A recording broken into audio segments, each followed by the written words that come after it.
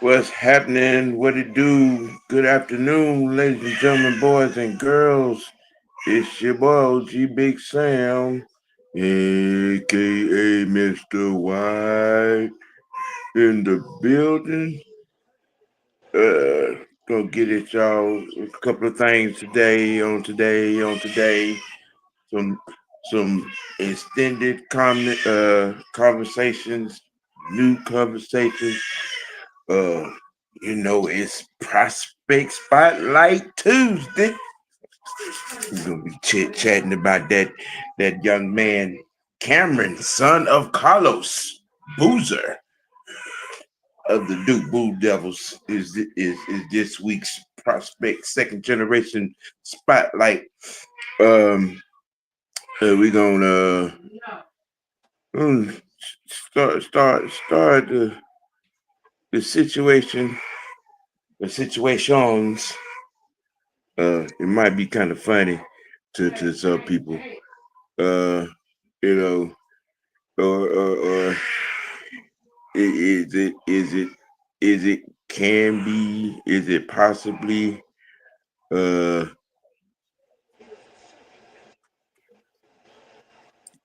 is it me or is it BoBo?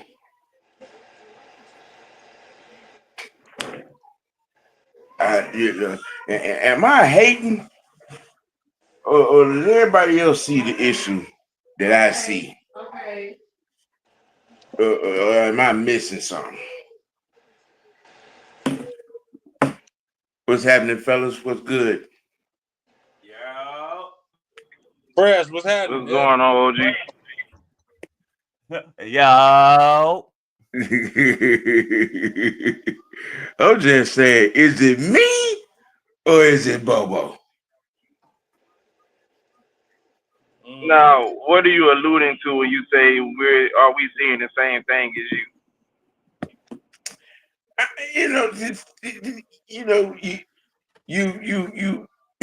You start out like game busters against against some of the average opponents. But you start off slow against the Ole Misses, the Alabamas. You know what I'm saying? Things. The high profile prime times. You got a cabinet full of prominent running backs that you seem to not to remember that you have them until third quarter. Ooh. I'm just saying. Okay, at first I'm big picture wise. I try to be looking, and I'm like, all right, is it okay? Is it the talent? No, it's not the talent. This is a second look at second opinion type. This is a pretty talented damn Bulldog team. Because I went back and I looked at the Ole Miss game. I went back and I looked at the Alabama game. I went back and I watched the Texas game again. And then I went back and I watched the Mississippi game twice. Yeah. 2 more times. Now, am I overestimating them? I mean, because clearly that was it was a case of too much talent. I had to take a real good look at the talent. Because I'm like, I'm starting to think this team should be putting up 40 points a motherfucking game. Or is it me? Am I seeing something? I've had my beef with BoBo. I mean, he on the damn warm seat right now because he has been calling better games the last couple weeks. I mean, what he did against Texas and who we played prior to them, it wasn't Florida. But Florida was Mississippi State. Like yeah, so like you came out and the offense looked fluid. I wasn't seeing 30 million screen passes or none of that. So I was actually happy to see us in the position that we were in. But at the end of the day, still, I mean, and a lot of that comes from me also talking shit to Kirby too, because me and Kirby don't see eye to eye on everything. I always call out his bullshit ass ego because for some odd reason you can't be Alabama, and Alabama, in my humble opinion, has been weaker than us the last few years. I got the pink slip on deck for these last two Alabama losses to a no-name coach. I got $2. I suck yo. No, I'm just wait a minute. Wait a minute. You got a pocket full of Raheem. That's the Raheem and the Georgia fans losing their damn mind. I got $2. I suck yo. As y'all can see, this Senator Palpatine has joined us. I asked him to join us today on specifically for the meat topic, prospect spotlight from his Blue Devils. But yeah, just to start off, I'm asking myself, is it me or is it Bobo? I just, because I like I said, I looked at the Texas game, and me and Mike had the conversation about Mississippi, during halftime. It was just a case of us being that much more talented than Mississippi State. And I went back and I looked at the Ole Miss game because I even myself have said Ole Miss is one of the better teams in the country. You know what I'm saying? But we, for all intents and purposes, dog walked them. I was like, take a close look at the talent on this team, on both sides, and then it really look at the offense and stuff. Am I missing something, or should we be putting up 40 points a motherfucking game off rip? I mean, they returned back to form. I think, to be honest,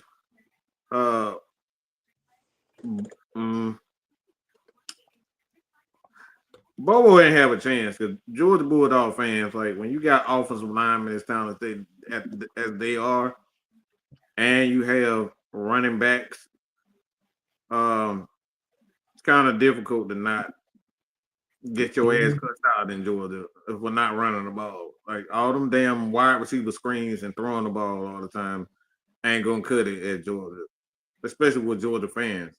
I mean, when you're secondary, as far as how the offense is ran in college to a Georgia Tech, like Georgia Tech was running the ball more than Georgia was, and more effectively was. That ain't a good look. So I think he ain't had no choice. Georgia Bulldog fans were getting tired of that shit, especially last year with Carson Beck. Then they started this year off throwing the ball as much as they did, and god damn, how much better does your boy look? Gunner Stockton look like a damn real quarterback now that they running the ball a whole lot more. It's on you being messy. Hell yeah, he is.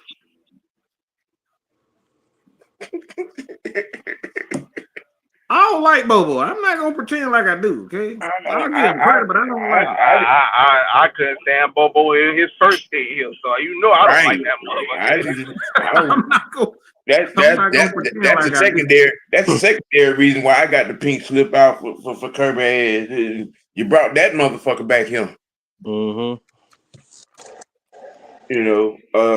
But yeah, you you're running the ball behind this great offensive line, which we seem to keep those. And Gunner's out here looking like Jake Fromm on steroids. Mm-hmm. Stetson Bennett. No. I just wanna add Fuck that you! I know I can say that bullshit. I Mm-hmm. just wanna add the fact that you see Bobo play calling got better when Kirby checked his fucking ego at the door. They Now, been running the ball. which door was that, and when? Oh, it ain't about much, but he has checked it a little bit. I will give him that. The offense is they're running the ball more. I will do that. Yeah. They're still not giving the ball to their tight ends. I don't understand that at all. But Branch, that dude is a real deal, man. Like he's come along slowly. Mm-hmm. But now that they fit him into this offense, it's like a black honky. Okay. McConkey. Sam got it. Sam got the joke. I understand. I was on mute, but I was laughing when you said it. I do exactly y'all what know you who my honky is. Don't try to act like it. Okay, my honky is my honky. Okay. He played just like him. Now, that man looked like a black lad McConkey, bro. Yep. That's how he played. They're very quick in the middle of that field. You leave them son of a guns in the middle of the field, they will destroy you. Mm-hmm. Yeah. That is true. That there is a bona fide fact. I just thought maybe I throw that out there because I know people know how I feel about him. But I'm just maybe I'm over. I'm just am I seeing it through blind glasses or different color shades? What exactly am I looking at? Is something I'm missing? Is it me or is it both? I'm just just. You know what I'm saying? I'm just trying to get a very clarified perspective. You know what I'm saying? My judgment. And am I being biased? Or do I have a point? I really just step back and take a real good look, you know what I'm saying, at a couple of games. And what the fuck am I missing? I don't like him. And his play calling works my damn nerve. Just it irritates the fuck out of me. But it's for the same shit that LT seems to think it's funny, all them goddamn screens. And then you look at the talent, like I say, you got Branch and then Velp and the other kid, the other receiver, and then the multitude of running backs that we got behind that damn line. It's like, okay, maybe 35 or 40 points a couple of times, just a few times this season. Should that be the fucking norm? Mm-hmm. Am I mistaking the amount of talent that's on the team, or am I not giving due credit to the play caller? Am I missing something? I mean, we got a cupcake coming up this week, and by all intents and purposes, we should score 70 points. Yeah, I'm just saying. I like it. You got Charlotte coming in between the hedges. It should be 70 zip. It's gonna be 77. 70 zip. Woo. That's a lot. Yeah. I'm talking we 10 TDs, goddamn it. 10. You ain't missed nothing, Leo. You just 15 minutes in. What's happening? It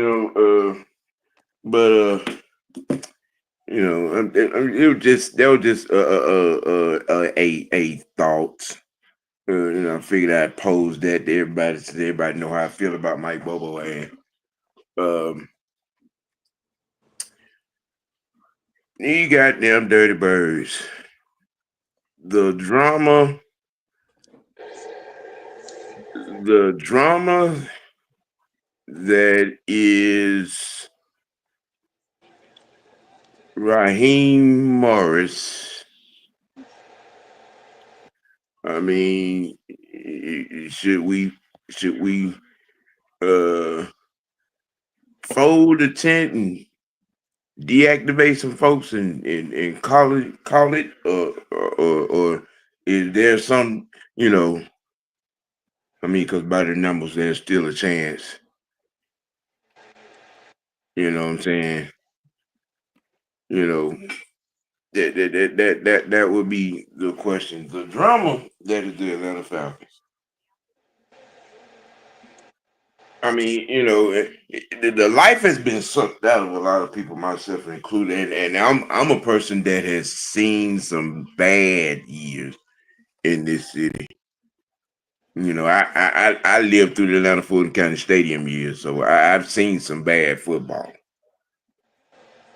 You know what I'm saying? But it verifiably hurts more now, because the talent that is on this team, most notably the offense. I mean, you know, should we deactivate some folks and, you know, pull up all the practice squad players and call it a day, and pull and pull the trigger on our own season? You know what I'm saying? Or is there, you know, some semblance of a silver lining miracle that can happen when we win the next 8? It's over with. We're gonna let Geraldine's casserole boy start off first. Oh my God! Do you shut the hell up? Mr. Rain, Mr. Rain, Mr. Damn. Rain. Who the hell is Geraldine Casserole? Oh Lord, here you go. Number love. Okay. The season over, OG. It's done. It's over. Time to find a new head coach. It's time to go. It's been abysmal and it's been disgusting to watch.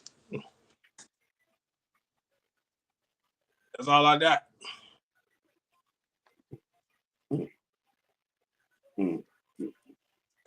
Well, if the answer was a picture, you see Mike. So Oh, you call my name? I just said if the answer was a picture, and you look at you. That's, I mean, That's that exactly what I'm thinking too, Jamie. I mean, you know, that is, it can't get no more obvious than what it has been.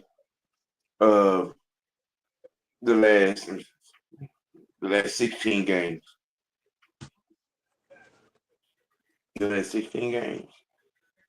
It just Publix cupcake boy, right, Leo? You know what? You go there. Hey, Why you know? I had some public cupcake this damn weekend. Shit. I don't eat no damn cupcakes. He the fattest motherfucker that don't never. Use a lying motherfucker. Don't I ain't lying. I was on mute, boy. I had to come off mute for that shit. You just told us scorching ass lie. Just lying. Nobody believe that. I don't eat that. Don't. Hey, You 400 pounds in. Like, how you don't never eat nothing but you that big? I'm not. I eat all the time, and look at me. a motherfucker, what you don't eat. a motherfucker that made a baked bean casserole said with a straight face he don't eat cupcakes. I'm just saying. Hey, I'm just saying, man. You know. That motherfucker that never eat nothing. He don't never eat shit. I You know, he ain't never missed a meal. I ain't gonna say that. Oh, we know that. But let him tell the story. He don't look. He miss meals all the time. Oh, hold on. I gotta eat now. Trust me. I I ain't going 100. Wait, He say all that. Stop, brother. What are you talking about? Hey, a loaf of bread, a stick of butter, a carnet, and a bucket of milk. Oh God!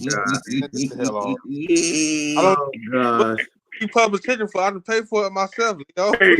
Look, that motherfucker go-to meal is that damn public chicken. That look Right. That motherfucker don't never miss no chicken.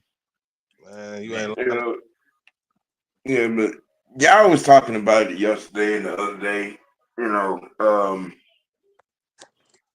whether it's a scope or if it's full reconstruction. I mean, you know, what's going to be the logical path? What is going to actually happen? Is Kirk Cousins going to be in a Falcon uniform another year? Will there be multiple quarterbacks taken in the next draft, or another free agent signing? What is the diagram plan, possible plan for the current situation? Even with 8 games left, I mean, we already know we're gonna see Kirk for the rest of the season. You know, but going forward into the offseason, you know, what would be some logical possible solutions? Of course, fire everyone. Getting rid of Kirk. We established that yesterday. For the backup, I would like to go and either get Jacoby Brissett or Jameis Winston. One of those two goods. Crab legs? Yeah. Interesting. I did not think of that. One of those two guys. Let them take over the helm. Yeah. I mean, you know, the both of them have at least 4 good most seasons. You know what I'm saying, in them each. You know. I mean, a lot of the personnel stuff will have to come later. It's more so about the coaching. First off, getting that squared away. Oh yeah, we need to get this new head coach straight for anything. I honestly need a new front office, but yeah, that's neither here nor there. Yeah. I mean, yeah, you can keep Russ. I'm good on that. Who? Russell Wilson. Oh, his ass needs to go. He's time him and hand it up. Listen, it's about time for Sierra to get pregnant again. She's been outside a little too long, twerking and showing legs and stuff. Yeah, it's time just to hang it on up. Let it go. Let it go. Yeah. My plan is not gonna make Falcon fans, particularly the people on this live, happy to me to say this. I think the smartest thing to do is to do this. You have, for one, we got too many potential free agents. Kay Nellis, Caleb McGarry. We don't know what's going to happen with Caleb McGarry. We don't know what's going to happen with Matthews. You don't think, I don't think Tyler Algier is coming back unless he don't get any offers in free agency. Don't see him coming back. Trash Can Moody, I think you got to get rid of him at all costs. Drake London and Bijan Robinson are the Callis when it comes down to selecting a head coach. But I think if you're smart with the Atlanta Falcons, the biggest thing is Michael Penix. Do you want to risk investing $150+ million in him, being that he has, 3 surgeries on that knee, on, both knees, 3 surgeries? And my answer to it is hell no, I don't want to do that. So It's going to be a 1 to 2 year thing for the Atlanta Falcons. And in that 1 to 2 years, what they've done this year from the organizational standpoint and the fan standpoint, the fans have absolutely no confidence in them at all. So guess what you got to do? You got to go down on your knees and you got to do like Buddy did in Menace to Society and say, I got $2. I'll suck your ass. That's what you got to start doing. What I mean by that, you got to start bringing in guys that fans like. So you got to go out and get a potential, see what the Colts want for Anthony Richardson. Why? Because he's a big black nigga that can run fast. And you got to look at. Hold on. I'm not done. You got to look at one more guy because he gone in New York. You got to look at Justin Fields. Why? Because fans have lost all hope. They don't believe in this organization at all. So as a owner, what I'm thinking is regaining the trust for the organization, for the fans, for the media. They've been wanting this shit for a long time. They just want to see if Justin Fields can do something with his organization. And what I'm thinking with that, having a Justin Fields there, you have a Bijan Robinson, potentially a Tyler Algier if you bring him back. You got a third option, and you can just run that. You can just run the ball. I think our defense is good enough. And they're going to continue. So we turn it into Georgia Tech. And we just turn into Georgia Tech, and we turn it into the Georgia Bulldogs, and we turn it into the Mike Vick Atlanta Falcons, where we just wait, see what's going to happen with Michael Penix if you want to take it there, because I'm not paying Kirk Cousins no $30, $40 million. He's not going to take a pay cut. So these are the things you have to consider right now because of the injury. The worst thing that could have happened to the Atlanta Falcons just happened to him, and that's Mike getting injured. That was the worst thing. So now you can't even like $150+ million, $200 million potentially by time, because by the time he get ready to come back, he's gonna be on his 4th or 5th.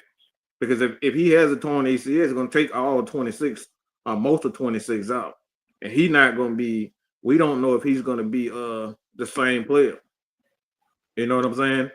So you got to look at Drake London and Bijan Robinson. Are they willing to wait on Michael Penix to finally develop? Because if he doesn't develop and we still don't have we still don't know where we're going, Drake London and Bijan Robinson is gonna get tired. And we know that Bijan Robinson got his ties in Hollywood right now. So he ain't trying to lose. He's trying to make as much money as he possibly can. So this is the way the Atlanta Falcons organization has to start thinking. You got to start thinking about pleasing the fans first. Why? Because you got to figure out if Michael Penix is that guy for the future for us. And like I said, this is not based on my dislike or my like. But right now, what we have on this team is Matthew Bergeron. He could potentially be a free agent. He could potentially say, "Nah, I'm good on that. I don't want to come back to that." And that's another offensive lineman that we could potentially lose. So those 3 offensive linemen that we could potentially lose because of this injury with Michael Penix. Because if Penix is if he's not coming back and he has a knee injury, it's going to be late 26 before we even see anything out of him. And like I said,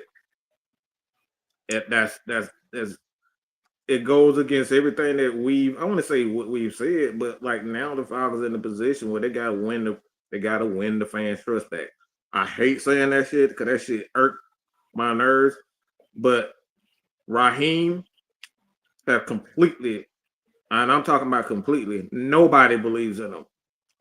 Nobody believes in him. The players don't believe in the fans and the media. Nobody believes in him. And that right there is a bad sign for an owner because now the owner got to start doing shit that he typically won't do. And that's get rid of Raheem, get rid of Terry, get rid of Rich McKay, and possibly start over even with the quarterback position with Mike Bennett because you still got pieces on the defensive side. Jalen, you got Pierce. You can draft a young linebacker. Caden Ellis going to be gone. He's a free agent at the end of the year. Potentially, you don't know what's going to happen with Jesse Bates. There's a lot of stuff that the Falcons got to think about. And this is why I'm saying you got to start looking at what Fresh was talking about, the set. You got to look at bringing in the Jameis Winston, Fields. Because like I said, Fields, he may not be a good quarterback, but he's a hell of an athlete.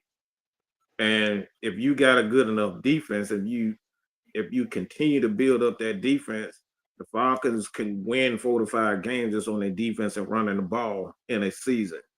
But everything else is predicated on a quarterback. So Falcons are not in a good position at all to do what we want them to do, and that's challenge for a championship. That went all out the window when this injury with Mike. We're not challenging for a championship for another 2 to 3 years because of this injury to Michael Penix. I hate to break it to you, but it ain't happening. And miracles can't happen, but this ain't Miracle on 34th Street. Okay? That shit ain't happening here. It ain't. I know I probably depressed the hell out of a lot of it, but it's the truth. It's the worst thing that could have happened for Falcons is Michael Penix. I want to Really say something real. Oh, go ahead, LG. I'm just gonna say you really can't get no more depression already. I mean, because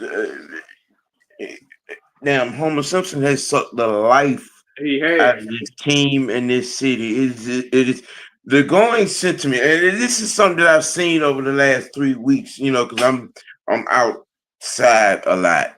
Okay, and it is you're talking to people and you get to man. Yep. You know, it used to be, you know, a person would jump right into a conversation, right? The life has been sucked out of this city, out of this team, out of that arena because of Raheem Morris. Yeah. And Mike Penix's injury just put us on life support. And Sonya said we can't win with Fields. I mean, the thing is, I don't think we're gonna be able to win in the next couple of years, to be honest, because I don't think you. I've heard people say, well, we can potentially bring Kirk Cousins back. We already had him last year. We would. Come on, man. How good is Kirk Cousins really? Let's be honest. How good is he really? That whole entire situation, from the injuries and the 5 game losing streak, and then the media campaign that he went on during the offseason, I just Yeah, that's the thing. You know, I'd rather go with something with a little bit more potential. I know True brought up Malik. Yeah, Malik Willis, Brissett, Winston. I mean, I would take a fly on Sam Donald. You know what I'm saying? You know, I think Donald got his home in Seattle. Seattle be a fool to let that man leave. yeah. They not gonna be dumb like Minnesota. I know they finna handcuff him with a cinder block to his ankle in Seattle. What I will say is I want to add to what Mike said, because like everything he said makes sense. Because like he said, the fans don't believe in the organization.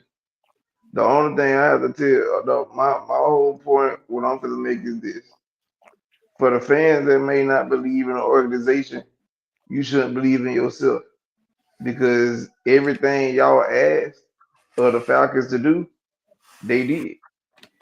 I'm tired of sugarcoating it. The Falcons is in this position because y'all weren't patient. Like, don't get me wrong. I'm gonna give you an example. Arthur Smith, Did he make his mistakes? Absolutely. We can't refute that. But what I can say is the talent on this team really wasn't up to par. But he had us being competitive every year that he was here. We even led the division all three at some point, all 3 years. We Because he led the ran the division. damn ball. But when you had, but then you turned around. Now look at the fan base. Y'all turn around doing the same thing to Penix as y'all were doing to Ritter. And don't get me wrong, Ritter had potential. He just had to cut down the turnovers. But what y'all fail to realize is when you look at great players or like all-time greats, if they started off Rocky too. You gotta understand. Peyton Manning literally had the rookie 30 record plus in turnovers. 30 yes. plus turnovers in the season. Like that was the rookie record. I said, if you want me to be real, I looked at Matt rookie stats this year, earlier today. The man had 16 touchdowns, but he had 11 picks, and Yeah. he had 5 fumbles and only lost one of them. The next year, he had 22 touchdowns. He had 14 picks, and he had 3 fumbles lost. So I'm saying, like, you had to give people time. Yeah, the only reason why a lot of that stuff got masked because you was winning. And at the time, we was somewhat winning, but yeah, we would lose a key game, but you had to be patient.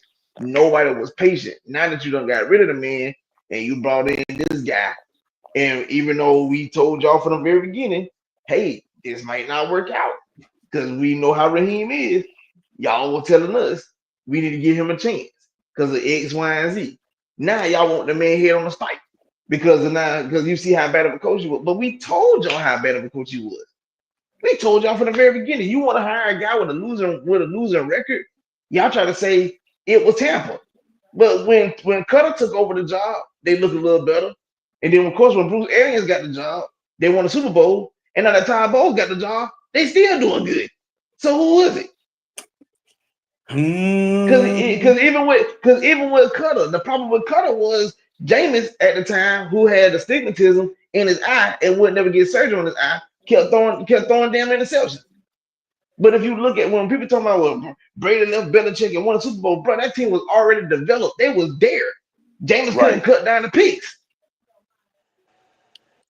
30 touchdowns, but yet he had 30 interceptions. 30 interceptions. Like, come on, bro. The man literally pulled on ESPN. He is 30 for 30. So that's what I'm saying like, bro, y'all, but you bought the and mindful, and I kept telling folks, you supporting a guy that when he was a head coach in Tampa, he couldn't even beat the Falcons. We swept them 2 of the 3 years he was there. And the only reason why we split in 2011 because we had to go to play the Tampa in Tampa, and they just had a hurricane go through, and the field was sloppy. It was a bad game all the way around. Matt played bad. Turner played bad. Roddy played bad. Julio played bad. I'm talking about even Tony Gonzalez. Everybody on that offense played bad. It was a bad game. So that was the only game that Raheem was able to defeat the Falcons. You want to know again? But you know what later his walking papers? We put up 42 against them in the last game of the season in a half. Literally at halftime, to score 42-0 against Tampa. But that was the guy that y'all supported. The right was on the wall. The signs was there. The late great Maya Angelou said, if a person shows you who they are, believe them. Y'all didn't believe that shit? It was a massive losing record. The boy had 20 more losses than wins. You didn't believe it? Now look at you. You in discomfort. Now, for the 3 years with Arthur Smith, we went 7-10. At least it was competitive. We done plummeted. We ain't never lost. I don't even know when the last time the Falcons lost 5 games straight. Probably that 2013 season. That was a bad season. Last we were year. 4-12 that year. I said, well, last year. But I'm talking about prior to Raheem taking over. Oh, okay. 2013 was like the last time we lost 4 to 5 games straight. But since Raheem done been here, we lost 4 and 5 games straight. Dan Quinn, it was Dan Quinn. Who went on that 2015? His last year. Well, okay, so what a coincidence. Matter of fact, that happened in 2015. So Dan Quinn, first year here, we lost 5 games, 4 5 games straight. And then Dan Quinn last year here, he lost 5 games straight. And then last year we lost 4 games straight. And then this year we lost 5 games. Damn, Raheem, you that much like Dan Quinn? They damn near share a record. Go. I've been trying to get folks to understand this for the longest. Everybody want to talk about. Now you seeing all these dang Falcon fan pages talking about some. The Falcons interview Mike Vrabel and Jim Harbaugh and this person and that person, but they chose right here. Y'all wanted this motherfucker. Y'all jumped on the bandwagon because y'all seen how the media was supporting Ringy. Yeah, if the media supporting, he gotta be good. No, that's bullshit. Do your own homework. Sports media ain't been sports media since sports media. Well, sports media ain't been sports media since damn Stuart Scott died. And he been gone 10 years. Nobody reported. Why you think we exist? Why you think other content creators exist? People got tired of hearing the bullshit. They ain't reporting it like they supposed to no more. They got the same topics on every damn show. So that's why you got folks on YouTube creating their own content. Hell, the people that used to work for the major networks left the major networks and started their own damn podcast because they want to be real instead of having the same damn topics. All they did was promote that man Raheem Morris, and when they promoted him, y'all fell for the trap. Now look at you, Team Abysmal with all this fucking talent. 3-7 with all this talent. Second in the league in sacks, I think. Yep. And still giving up 30 motherfucking points. First in QB hits, second in sacks. I think we And like fourth in turnovers. And still giving up 30 motherfucking points. Make that make sense. Been begging for a pass rush for Lord knows how long. Finally get one, and we still giving up points. Who is it? Get rid of the stench of 2016, bro. And I would tell Jake, if you got to go elsewhere, so be it. I would rather you retire a Falcon because you've been here your whole career. But like I said, like OG Truth said, get rid of the stench of 2016. Leave any and everything about that season behind. Plain and simple. It's what down right here was. It's what down right here was a guy. This team has more talent in the NFC South put together, and we 3-7. Yes. And Charles Jerry Gray don't want to be the head coach. They done offered it. They offered it to him twice. That's he why don't want it. And that's why Jerry Gray can get his ass up out of here too. We trying to ask you to step up to the plate, and you don't want to. Get your ass up out of here. I mean, you can't be mad at that because some people know their strength. If he know he ain't a good head coach, you just play your position. Sometimes everybody ain't meant to be a chief. Right. Obviously, you see that with everybody. You clearly see that with the head coach you got right now. Well, his ass ain't meant to be an Indian neither because he ain't doing shit. Well, who said he ain't? Motherfuckers don't be listening. Man, get that motherfucker up out of here. Everybody gotta go. Fuck all that shit. Up here arguing about who worse. Well, all the motherfuckers terrible. Get all them bitches up out of here. Good and terrible. Got to go. Got to go. My last point is y'all had a chance to get the Sith Lord and become Anakin Skywalker. Yep. And y'all chose against it. He had him on the boat. He was on the yacht. He was on the yacht for 4 days.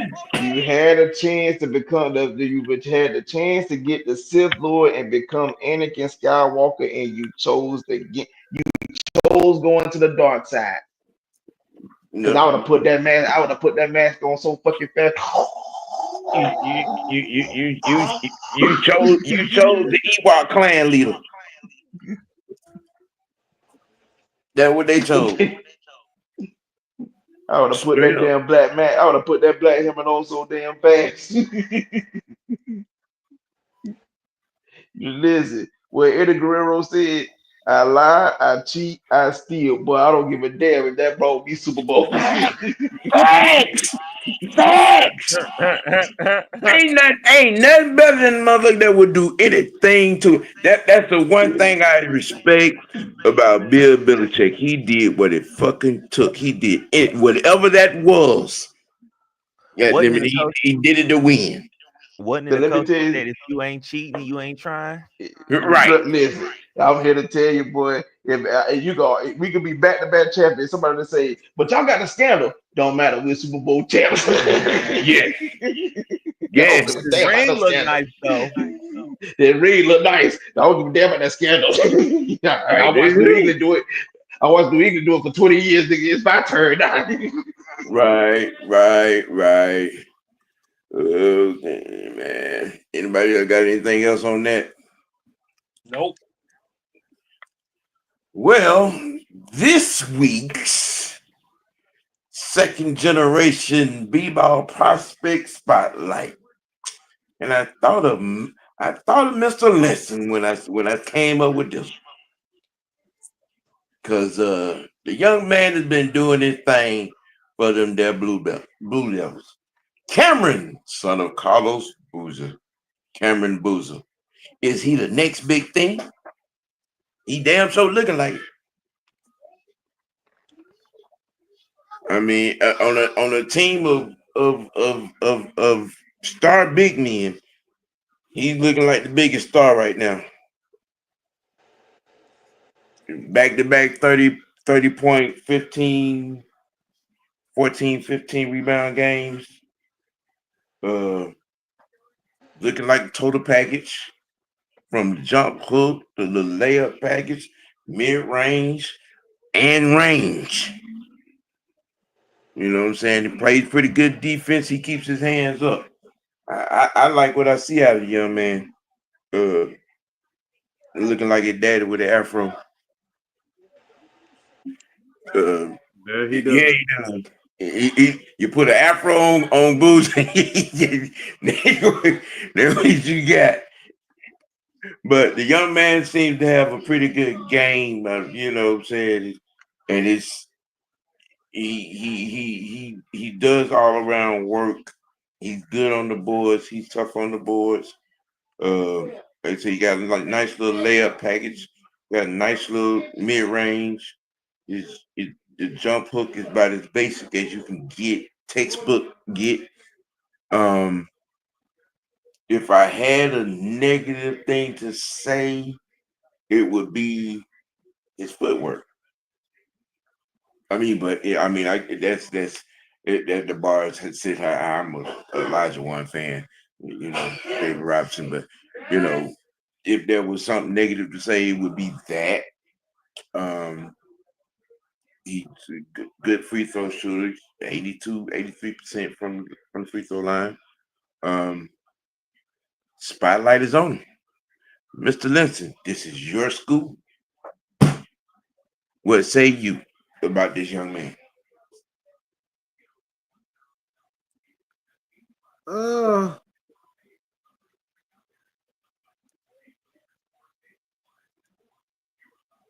well, he kind of remind me of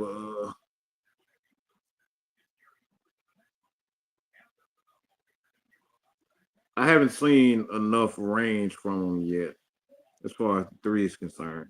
I know he can step out and hit it, but I need to see more of that. But from what I'm seeing right now, he just looked like a more physical Jalen Johnson to me. That's what I see when I look at him. He gets rebounds. He can move in the post. He actually wants to be in the post. Yeah. That's kind of Charles Barkley-ish.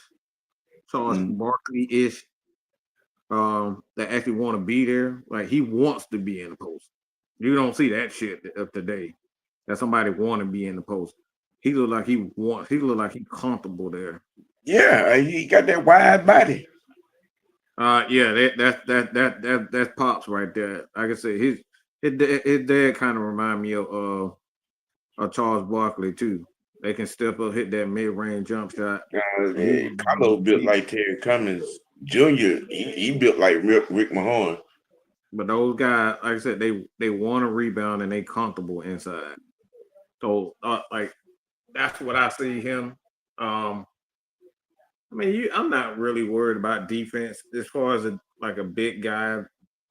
To be honest, not too much. As long as he know how to rebound, the defense will come. But like I said, from what I see, 35 points in a game in college, that's hell of impressive. Because you don't get as many possessions like that in college, especially. I mean, at Duke you will get it because they offense is kind of a motion offense that constantly looking for the next person to pass the ball to. So for him to have 35 points like that and that offense when they already have, young Boozer, the brother, he comes in. They got him coming off the bench though, and then they got a hell of a lot of starters on there. So yeah, they got what 5 big men. I mean, you know what I'm saying, and all of them good, but it's like amongst them, he sticks out. Yeah, and that right there is the thing. So I think he'd be a top 3 prospect coming out. To be honest, And then defensively, he's active, and he really don't have to be, but he is. You know what I'm saying? They what is it? 6'10" and 6'11", but 7-footer, and then there's another 6'11", and then there's another 16. You be hard pressed to get layups up against that team, and they get out and run. They do, but he like I said, he built like Rick Mahorn. Just saying. But he moves some furniture around that thing, you know what I'm saying? And he keeps some arms up. You rarely see him bring the ball down off a rebound. We might be anybody else watching some college basketball? I mean, I just want to add like great recruiting about John Shire. I have Yeah, to give him credit. I have to give him credit because don't get me wrong. I mean, I understand you had the tutelage under Coach K, yeah, but it's still a question mark because when you don't had a legendary coach like Coach K for so long, it's like shoot, well, those are yeah, big shoes to fill. yeah, So, but when I seen like his first year there, like that Duke team wasn't really that talented like in years past, and he mhm, still managed to get them. Like my main thing was his first year being out. Like, okay, can you get them out the first weekend of the NCAA tournament? He did that. The first year you went to the Sweet 16, and then the next year you went to the Elite 8, and then last year you had the Final Four. So yeah, every year you have improved on your kick out spot in the NCAA tournament, and then you're getting top recruits still. Like you got, like I said, you got the Boozer twins or the Boozer brothers, and like there's and like you said, that boy Cameron. yeah, Good Lord. But like you said, the main thing is the footwork. But he really, for him, the young man is very polished to be his age. yeah, Even I was very impressed with him. I was like, yo, this kid is polished to be just like 18. Like if you like you said, no, I'm not saying that his dad can't teach him, but you get him in the lab with an Elijah one, it's gonna get ugly. yeah, Because like I said, he's really raw. He got great skill set, but he raw. If he could get in the gym with the right guys, like that young man could ball out. I haven't watched too much college basketball lately, but I'm starting to get more into it. I mean, here the Falcons season pretty much over with, so give me something else to watch. Give me something else to watch. You know what I'm saying? But yeah, like I said, that man Cameron. I mean, and little brother not far off. Like mhm, he might not be Cameron, but he got some skills in him too. Now, like me personally, as a Duke fan, I would hope that we can win a natty this year. This year made 10 years since we last saw a national championship. Well, with the four or five bigs that are in front of him, you know, he I think most of his activities being got in practice. Um, because with them four other cats and his brother doing what they doing, it's kind of rough. It's kind of hard for him to get into the rotation. You know, Mm-hmm. you know what I'm saying. Yeah, I see them going back to the Final Four. I I see sure them hope we going do. back. I sure hope we can get to the Final Four here. Like I said, I would really hope to win a natty, but if he go from you finished in the Final Four last year to at least you lost in the national championship, that's still a step forward for me. So I like I said, John, I gotta give John Shire credit where credit is due. That young man, he definitely calmed the nerves of losing Coach K after 30 plus years. He definitely calmed those nerves. Like, yeah, we be good for another 30 years.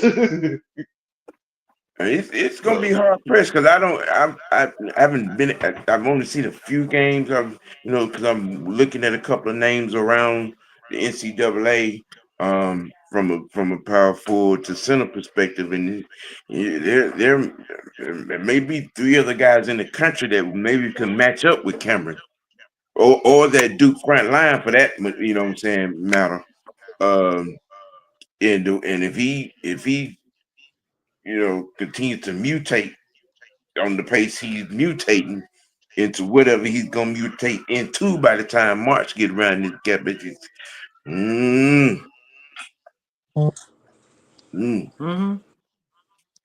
you know, yeah, uh, this feels vastly different from this feels vastly different because, like, don't get me wrong, we had the team with RJ Barrett, Zion, and Cam Reddish. It was a talented team, but it wasn't a lot. You can see where some of them guys still had like a lot of flaws in their game, and and they wasn't as polished. Like when you look at Zion was just basically living off his athleticism. But with Cameron and these boys actually got some game amongst themselves. So this yeah. this seems vastly different from that 2019 season, that 2018-19 season. The difference between this team and that team is this team you could take whatever shot you want with this team because 99.9% of the time they gonna get the rebound. Bow. Hmm. you know, I know I think I think that's that what I said. That defense with that. If you're a rebounder, look, you win your team a lot of possessions. yes, they long. This team is long. I think like It, what the average height like 6'7", maybe close to 6'8". it's Mm-hmm. 6'8". Yeah, I know it's a couple of 6'10s or 6'11. That one guy that comes off the bench is he looks 7 feet, Hmm. and that might be all arms. And that's the crazy part. So when you start playing in that tournament, if like you said, if you play against teams they can't match that height, it's gonna be hard for them to lose because they like you said they able to get the rebound. Yeah, They're literally able to out rebound everybody. hmm literally, Like literally.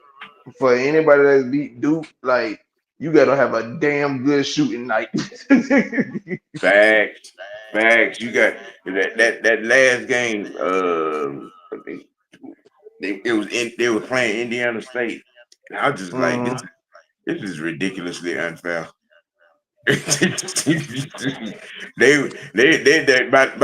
the time they got in the second half, they done got relegated to shooting from way outside. It was nothing happening trying to drive that thing to the basket. It was getting beat off the backboard or knocking 5 rows back. At some point, you just like, you know what, fuck it. I'm just gonna stand out here and shoot. Damn, going in there. Mm-hmm. You know. But that's pretty much all what I had for it. Talking about that young man and calling the my perspective on BoBo and what I'm saying this deactivate everybody and calling the season on the birds. You know, that was it for my conversation. Anybody else got any more thoughts on anything there may be? Nope. You know, Nah. you just that kind of day, ain't Yeah, we can Blame pretty it much on the talk boogie. about everything. it? Hey, oh, Nah, oh my goodness. Oh, I'm just you ready know for this what? first half to get You fired. know what? Maybe I may have one more because I saw this stupid shit. Oh my God. Yes, yes. This stupid I ass shit. actually got a video of that coming right after you get off of here. I got a video on that. Mm-hmm. That would be absolutely not. My thought. Okay, of all the quarterbacks in the country, okay, you got the boy in Vanderbilt, you got Mendoza in Indy, you got shit, hell, even the two right here in Georgia, you know what I'm saying, with the Gunner and King. Lenore Sellers was your first thought. A gimmick. A motherfucking gimmick. I mean, that's what y'all done relegated the quarterback position to? Hold on. Lenore Sellers, the Yeah. dude that just blew a 30-point lead Saturday. Lenore Sellers. Yeah, that quarterback. That drew a Yeah, blank in the second half. yeah. I'm gonna need y'all to get off drugs. No, you need to jump off a You know cliff. what I'm saying? Jump off a cliff. You Jump. you got two possible Heisman candidates Tech and Georgia. You got like I said the NFL already Mendoza over there in Indiana. All right. Then that young cat over there at Vanderbilt. I'm just saying, bro. I don't understand some of y'all. That was I your mean, I first. do. That was your first thought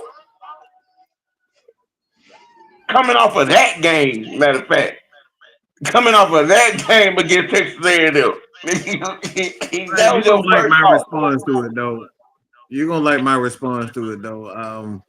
Yeah, I mean, I know exactly why he did it. I know of exactly course, why he. of course. And It's obvious. I'm gonna spoil the video if I say it on here. But I'll say this. Um, one of Sam's prime victims every day of the week is his favorite his favorite player. That's why I know why he did it. So Mm-hmm. I'm gonna just say that. Because if I say anything else, I'm gonna spoil the video. So I don't want to spoil the video yet, but I know exactly why he mentioned it. Yeah. Anybody else got anything going on tonight, or that's it for the Unholy Alliance? We, what's anything on the docket tonight? Nah, I'm done. Blame it Yeah. on the boogie. All righty, ladies and gentlemen. I appreciate y'all for tuning in. Like I said, I appreciate you. I love all of you for checking in to Mr. White I Network as you love do. you. I love you. I love you. Don't do that, man. Don't do that. Don't do that. I love y'all. I love y'all. You. I don't love you though. We got to talk. Boy, look at him. Hey man, y'all tune in tomorrow. The Wicked Win Sports Tea. We'll be taking a look at what is going to be first look at the Saints Falcon game. Might get a little Atlanta Hawk talk. And some NCAA talk. Another look at the top 25 in football and basketball. Check that out. Appreciate you guys for joining on the panel. Appreciate you, Senator LT, Yes, sir. the freshman. Yes, sir. Biscuit boy, you woke. I been awake, man. Tell me my name. I'm Nick Bean. That's what you need to tell him. No, I'm Nick Bean. no. And Nick Nick Bean? Bean ain't going for none of that bull. On that. Hey man, look, y'all gotta keep it. Hey man, keep it dirty, most noble, keep it real to yourself, man. Let your next choice be your best choice, man. Look, y'all be careful out there. For the Unholy Alliance, we are out of here. Hey yo, hey yo, hey yo.